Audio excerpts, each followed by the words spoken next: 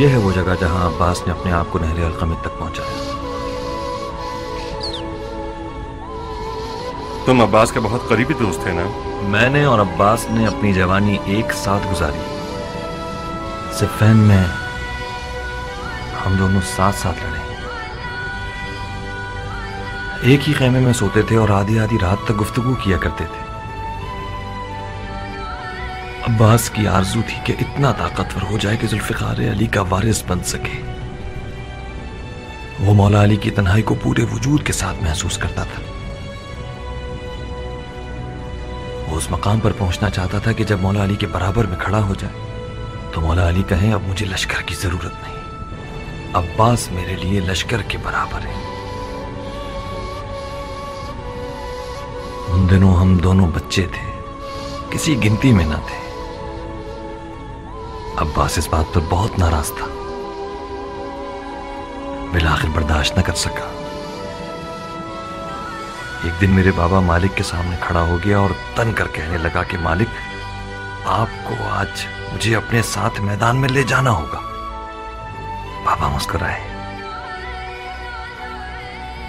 अब्बास को मजीद गुस्सा आया और शेर की तरह गुर्राया कि मालिक, आप समझते हैं कि मैं कमतर हूं? मैं आपसे मुकाबले के लिए तैयार हूं। अगर मैं जीत गया तो मुझे अपने साथ ले जाइएगा।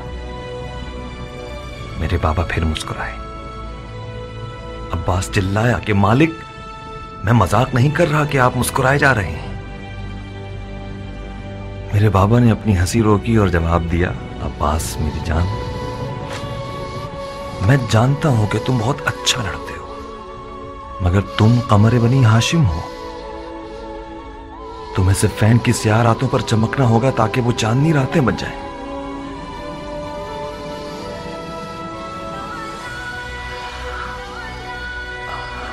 अब्बास ने जब ये ताबीर सुनी तो खामोश रहा। नकल है कि जब अब्बास अलकमित पे पहुंचा तो शदीद प्यासा था, मगर उसने पानी नहीं पिया।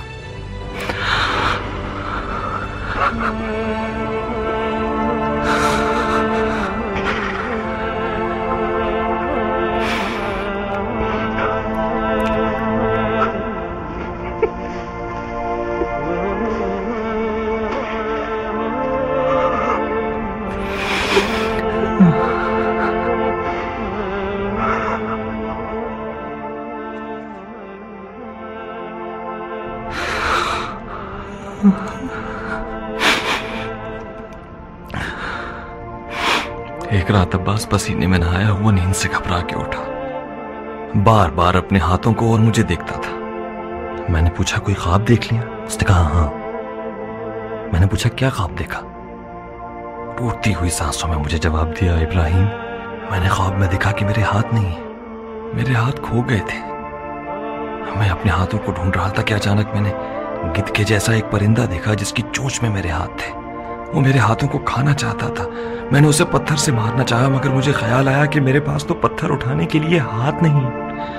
मैंने चिल्ला के कहा, ओ लाशखोर, मेरे हाथों को मत खाओ, वो हाथ मेरे हैं। अचानक गिद्ध बोलने लगा, अब्बास, तुम इन हाथों का क्या करोगे जब तुम्हारे पास इतने प्यारे पर हैं? मैं भूखा हूं, मजबूर हूं, मेरे पर टूटे हुए हैं। तुम्हारे हाथ मुझे सैर कर देंगे।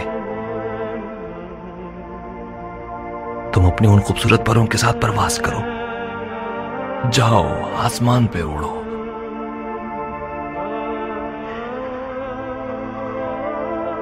जब मैंने सुना कि अब्बास के हाथ काटे गए तो उसके उस रात वाले ख्वाब